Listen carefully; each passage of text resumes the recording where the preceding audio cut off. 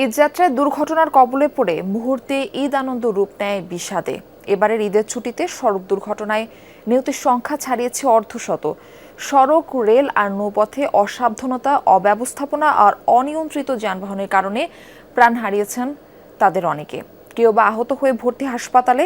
বিশেষজ্ঞরা বলছেন, প্রযুক্তি নির্ভর ব্যবস্থাপনা, বাস রুট রেশনালাইজেশন আর টার্মিনালগুলো ঢেলে সাজানো না হলে অনিয়ন্ত্রিত এই ব্যবস্থাপনা থেকে উত্তরণ সম্ভব নয়।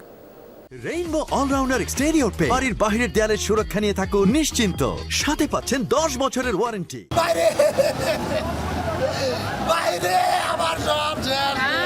বছরের 2 ঈদেই বাড়ি ফেরা এসব মানুষের কান্না আর আহাজারিতে ফিকে হয়ে যায় ঈদের আনন্দ। যাত্রীদের সংখ্যা বাড়িতে পৌঁছতে পারলেও আবার নিরাপদে ঢাকায় আসতে পারবেন তো? ঈদে বাড়িতে সবার সাথে আনন্দ উদযাপন করার কথা ছিল সোহেলের। অন্তঃসত্ত্বা স্ত্রী আর শ্বশুরকে নিয়ে তাই রওনা হয়েছিলেন বাড়ির পথে। সদরঘাট লঞ্চ টার্মিনালে যাত্রীবাহী লঞ্চের চাপায় পিষে গেছে একটি পরিবারের স্বপ্ন।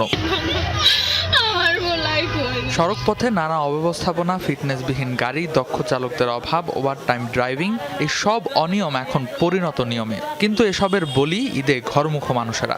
যাত্রী কল্যাণ সমিতির পরিসংখ্যান বলছে, গত বছর ঈদযাত্রায় শুধু সড়ক পথেই প্রাণ হারিয়েছেন 322 জন। আশঙ্কা এবার এই সংখ্যা আরও বাড়বে। রেলযাত্রা তুলনামূলক নিরাপদ হওয়ার কথা, কিন্তু বগুড়ার আদমদিঘির বাগবাড়ি এলাকায় নীলসাগর এক্সপ্রেসের 9টি বগি লাইনচ্যুত হয়ে ঘটে ভয়াবহ দুর্ঘটনা। আর লাইনম্যানের গাফিলতিতে কুমিল্লায় বাস ট্রেন সংঘর্ষে প্রাণ হারিয়েছেন 12 জন, আহত প্রায় 10। প্রতি বছরের এমন দুর্ঘটনার পরও কেন হচ্ছে না কোনো সমাধান? এই ঈদে দুটো দুর্ঘটনা খুবই আনকমন হয়েছে। যে রেল দুর্ঘটনা দুটি, যেটা হচ্ছে যে ডিরেলমেন্ট হলো এবং হচ্ছে লেভেল ক্রসিং এ হলো। এটা আমি বলবো আমাদের ঈদের আগে কিন্তু একটা পূর্ব প্রস্তুতি থাকে, মেইনটেনেন্স করা হয়, ট্র্যাকের সব কিছু থাকে। এইগুলো যে এটার গাফিলতি থাকতে পারে মেইনটেনেন্স এবং হচ্ছে সিস্টেমের। সো এগুলোকে ঠিক করতে পারলে ঠিক করা খুব প্রয়োজন। ছুটি বাড়াইছেন, ভাবছে যে ছুটিতে বুঝি চাপ হবে না।